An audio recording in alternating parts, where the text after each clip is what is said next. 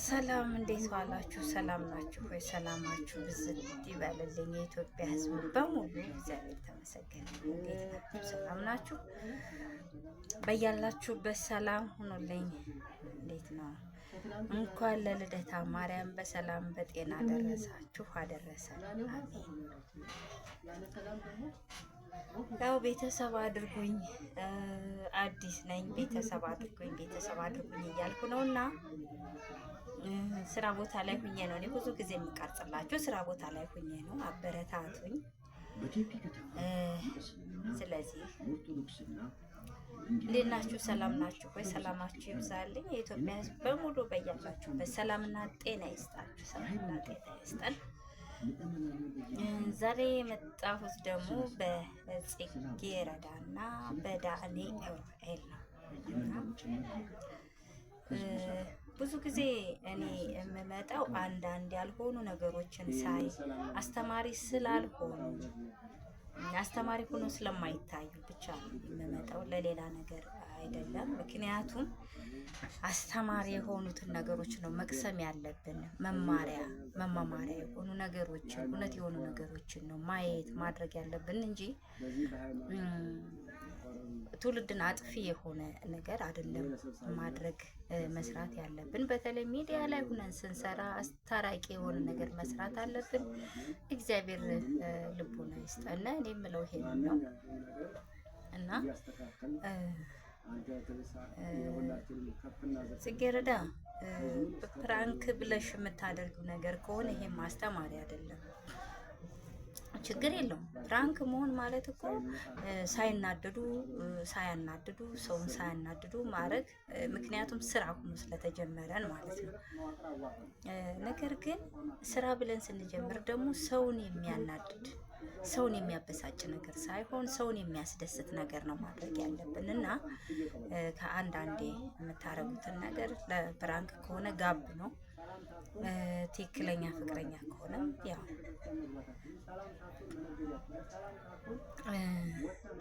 ዳኒ አብረህ ሂደሃል። አብራችሁ ሙሽራ አጅባችሁን ሄዳችሁት። ሙሽራ አጅባችሁ ስትሄዱ ሙሽራ አጅባችሁ መመለስ አለባችሁ እንጂ ያደረከው ነገር ውጭ ላይ ሄደህ ያደረከው ነገር አስፈላጊ አይደለም። ዱባይ ላይ ስትሄዱ እኛ እንጠብቀው የነበረው እኔ አዲስ ነኝ ብያለሁኝ፣ ግን የእናንተ ቤተሰቦች ሲጠብቁ የነበሩት ጥሩ ነገር፣ ጥሩ ላይፍ አሳልፋችሁ ጥሩ ቪዲዮ ሰርታችሁ ተዝናንታችሁ ተደስታችሁ ትመጣላችሁ ብሎ ነው ብዙ ሰው የሚጠብቃችሁ። አንተ ግን ያንን ነገር አይደለም ያደረከው። አብረህ ከሄድክ በኋላ እሷን አናደድካት፣ ምናልካት፣ ፕራንክ ነው ምን ተብሎ ነበረ የታሰበው። ግን መጨረሻ ላይ ፕራንክ አይደለም። ምክንያቱም ጥላቸውን የመጣኸው ስራ ሊኖርህ ይችላል። ስራ ሊኖርህ ቢችልም ያንን ነገር ማድረግ የለብህም። ነገሩን ቀለል አድርገህ ቻው ብለህ ምናምን ነበር መምጣት የነበረብህ። ምክንያቱም ወንድ ልጅ ነህ፣ ወጣት ነህ፣ እሷም ወጣት ነች። ወጣት እንደ ወጣትነቱ ነው ማሰብ ያለበት፣ እንደ ተማረ ሰው ነው ማሰብ ያለበት። ይቺ ልጅ ብትሞት አትጎዳህም? እኔ የምለው ነገር ይሄን ነው። ይቺ ልጅ ብትሞት አትጎዳህም? በዛን ሰዓት ትክክለኛ ወስዳ ብትሞት የዘወትር ጸጸት አይሆንብህም? ከዛ በኋላ ህይወት ይስተካከላል ብለህ ታስባለህ? ላትታሰር ህግ ላይ ጠይቅህ ይችላል። ሃይምሮህን ግን ሁሌ ሃይምሮህን በጸጸት የሚጠይቅህ አምላክ አለ። ወይኔ እንዲህ ባላደረግኩ ነበር ብለህ ትጸጸታለህ። ያም ሆኖ ግን በውስጥ ደውለህ ልታናግራት ትችላለህ። ግን በቪዲዮ የሆነውን ነገር በቪዲዮ እንደሆነው ሚዲያ እንደሚያው ሰው እንደሚከታተላችሁ ደውለህ ያለውን ነገር ይቅርታ፣ በቃ እንደዚህ ያደረኩት ይቅርታ ብለህ ማለት ነበረብህ። ምክንያቱም ብዙ ቤተሰቦችህ ያንተን ስለሚጠብቁ ማለት ነው። አንድ ናችሁ፣ እህትና ወንድም ናችሁ። ያንተን ስለምትጠብቁ እንደዛ አድርገህ መጠህ እንደዛ ሞተች ምናለች ተብሎ እንደዛ ሲሆኑ ሙሽራውም ሲንቀጠቀጥ እንደዛ ሙሽራውም እንደዛው ሁሉም ሰው ሲያለቅስ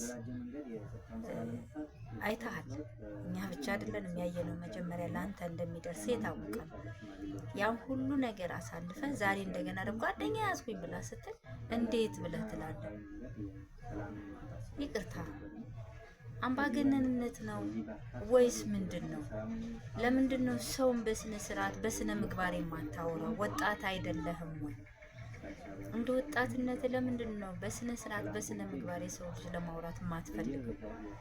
ምን ሁነህ ነው? ምን አጋጥሞ ነው? ምን አድርገው? የእውነት መሆን የሌለበት ነገር ነው። አንዳንዴ የምታደርገው ነገር መሆን የሌለበት ነገር ነው እና ይሄ ነገር አስተማሪ መሆን አለበት። አሁን አለበት። ግን ያገኘውን ሴት ሁሉ ወዳለሁኝ እስቲ ወንድነሽ እስቲ ወንድነህ እንዴት አደርጋለህ ምናምን አይደለም እኮ አይደለም። ታዋቂ መሆን ጥንቃቄ ይፈልጋል። ከሰውም ከፈጣሪ ይፈልጋል። ከሰውም ከፈጣሪ ጥንቃቄ መኖር አለበት። ይቅርታ ስራ ላይ ስለሆንኩኝ እንግዲህ ያቋረጥኩ ነው እንትን የሚለው እና ዳንኤል ልልህ የምችለው ነገር አንድና አንድ ይሄ ነው። ወደ ራስ ተመለስ። ይቅርታ የሚባለውን ነገር ማድረግ መማር አለብህ። ያ ግዴታ ነው። ምክንያቱም ወጣት ነህ። ካንተ ብዙ የሚማሩ ወጣቶች አሉ። ብዙ ነገር የሚማሩ ወጣቶች አሉ። ለነዛ ወጣቶች አስተማሪ መሆን አለብህ።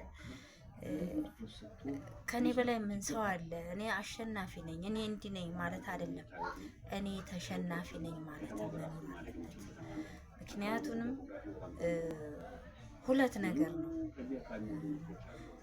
በሁለት ነገር ነው የምትጎዳው። ሰው የሚያዝንብሃል፣ ፈጣሪ የሚያዝንብሃል። ምክንያቱም ኃይል፣ ጉልበት፣ አምባገነንነት ለፈጣሪ እንጂ ለሰው ልጅ አልተሰጠው። ለሰው ልጅ የተሰጠው ካወቅ ነው። ለሰው ልጅ የተሰጠው ትትና፣ ለሰው ልጅ የተሰጠው ስነ ምግባር፣ ለሰው ልጅ የተሰጠው ዝቅ ማለት፣ ይቅርታ መጠየቅ፣ ይቅርታ ማድረግ ነው ለሰው ልጅ የተሰጠው እንጂ ማን ነክቶኝ ማን እንዲህ ብሎኝ ምናምን አይደለም። እሱ ለኛ አልተሰጠንም እና በዚህ አጋጣሚ ልልህ የምፈልገው ነገር ዳኒ፣ በቃ ቪዲዮ ላይ ስትወጣ የምትናገረውን አነጋገር፣ የምታሳየው ስነ ምግባር ለብዙ ወጣቶች ትምህርት መሆን አለበት። ብዙ ነገሮችን አይቻለሁ። በፊትም በሩታ ላይም አይቻለሁ፣ በጽጌ ላይም ብዙ ጊዜ አይቻለሁኝ። ያው አዲስ ተመልካችን በሆን የነበረውን ሰጣ ገባ አይቻለሁ።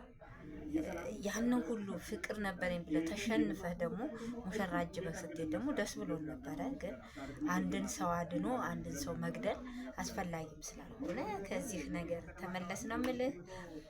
እግዚአብሔር ልቦና ይስጣችሁ። ዳኒ ልቦና ይስጥህ። የምትሰሩት አዳዲስ ነገር የምትሰሩት ለወጣቶች ስራ ፈጠራ የምታደርጉት ለሌላ ወጣቶች ስራ መፍጠር እንዲችሉ ነው። የሚያናድር ነገር ለምን ታደርጋላችሁ ነው እንጂ የምትሰሩት ስራ ጥሩ ስራ ነው። ግን ሰውን የሚያናድር ሰውን የሚጎዳ አይደለም።